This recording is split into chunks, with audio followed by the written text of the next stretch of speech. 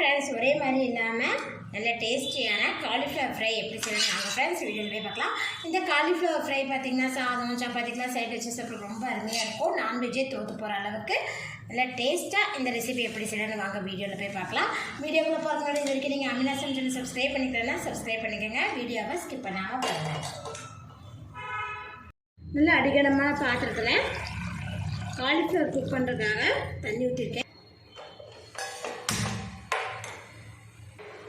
இது கூடவே கொஞ்சமாக கல்லுப்பு, நம்ம போட்டிருந்த கல்லுப்பு பார்த்திங்கன்னா நல்லா கரைஞ்சிருக்கு பாருங்கள். தண்ணி பார்த்திங்கன்னா பாயில் ஆக போகுது. இப்போ இது கூட பார்த்திங்கன்னா 300 கிராம் அளவுக்கு காலிஃப்ளவர் பார்த்திங்கன்னா கட் பண்ணி வச்சுருக்கிறேன். அதை சேர்த்திடுவோம். சேர்த்துட்டு நம்ம ஸ்டவ் ஆஃப் பண்ணிவிட்டு 5 நிமிஷம் இதில் நம்ம மூடி போட்டு வச்சிடலாம். கடாய் சூடான இதில் தேவையான அளவுக்கு எண்ணெய் சேர்த்துக்கோங்க. எண்ணெய் சூடாலுமே இதில் பட்டை, கிராம்பு, ஏலக்காய், ஜீரகம், சோம்பு இதெல்லாமே சேர்த்திருக்கோம். இதெல்லாம் எண்ணெயில் பொரிஞ்சதுமே 2 பெரிய வெங்காயம் இதை லேசாக வதக்கி விட்டுருவோம். வெங்காயம் பார்த்திங்கன்னா ஓரளவுக்கு வதங்கினாலே இதில் இஞ்சி பூண்டு பேஸ்ட் 1 டீஸ்பூன் அளவுக்கு இதை சேர்த்திக்கலாம். சேர்த்துட்டு பச்சை வாசம் போகிற அளவுக்கு நல்லா வதக்கி விட்டுருங்க. இஞ்சி பூண்டு பேஸ்ட் வதங்கினாலே இதில் 2 பச்சை மிளகாய் சேர்த்திக்கலாம். சேர்த்துட்டு லேசாக வதக்கி விட்டுருங்க. பச்சை மிளகாய் வதங்கினே நம்ம தக்காளி சேர்த்துக்கலாம். தக்காளி பார்த்திங்கன்னா நல்லா பெரிய சைஸ் தக்காளி தான் 1 எடுத்துக்கோங்க. சின்ன சைஸில் இருந்தால் 2 எடுத்துக்கோங்க. தக்காளி பார்த்திங்கன்னா நல்லா சுண்டி வதங்கி வரணும். தக்காளி பாருங்கள் நல்லா சுண்டி வதங்கி இருக்குது. இப்போ இது கூட பார்த்திங்கன்னா நம்ம தண்ணியில் போட்டு வச்சுருக்கிறேன் காலிஃப்ளவரை எடுத்து போட்டுக்கலாம். அதில் தண்ணி இல்லாமல் சேர்த்துக்குங்க. காலிஃப்ளவர் சேர்த்துனாலே நல்லா இந்த மசாலாவோட வதக்கி விட்டுருவோம். ஃப்ளேம் வந்து லோ ஃப்ளேம் வச்சுட்டு வதக்கி விட்டுருவேன்.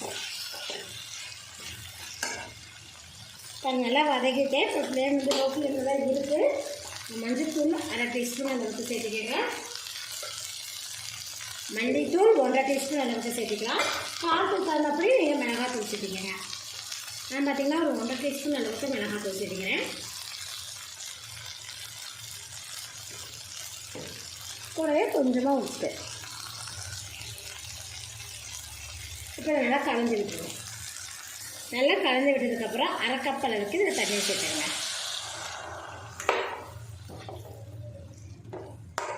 இப்போ பார்த்தீங்கன்னா காலிஃப்ளவரில் பாருங்கள் நல்ல மசாலா பிடிச்சிருக்கு. இப்போ இதை மீடியம் ஃப்ளேமில் கொஞ்சம் நேரம் இதை குக் பண்ணிக்கலாம். மீடியம் ஃப்ளேம்லேயே பார்த்தீங்கன்னா நல்லா ஃப்ரை பண்ணிட்டு பாருங்கள். காலிஃப்ளவர் ஊற்றுற தண்ணியெல்லாம் பார்த்திங்கன்னா நல்லா வற்றி காலிஃப்ளவரில் பார்த்திங்கன்னா நல்லா மசாலா பிடிச்சி நல்லாவே குக் ஆகிருக்கு. இப்போ இது கூட பார்த்திங்கன்னா பொடியாக நறுக்குன்னா கொத்தமல்லி தழையில் இதை சேர்த்துடலாம். சேர்த்துட்டு ஒரு 2 நிமிஷம் மட்டும் நம்ம ஹை ஃப்ளேமில் இதை நல்லா ஃப்ரை பண்ணிக்கலாம். இல்லை உங்களுக்கு இந்த லிக்விடோடவே போதும்னா நீங்கள் இப்படி மூடி எடுத்துக்கலாம்.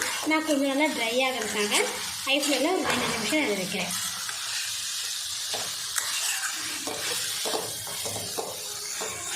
இப்போ பாருங்கள் காலிஃப்ளவர் ஃப்ரை ரெடி ஆகிடுச்சு. காலிஃப்ளவர் ஃப்ரை நீங்களும் இது போல் செஞ்சு பாருங்கள் ஃப்ரெண்ட்ஸ். இது பார்த்திங்கன்னா சாதம் சப்பாத்தி இப்படியெல்லாம் சைட் வச்சு சாப்பிட ரொம்ப அருமையாக இருக்கும். இதோட இந்த வீடியோ உங்களுக்கு பிடிச்சிருந்தா லைக் பண்ணுங்கள். மறக்காமல் ஆமினா சமையல் சேனலை சப்ஸ்கிரைப் பண்ணிக்கோங்க. நன்றி.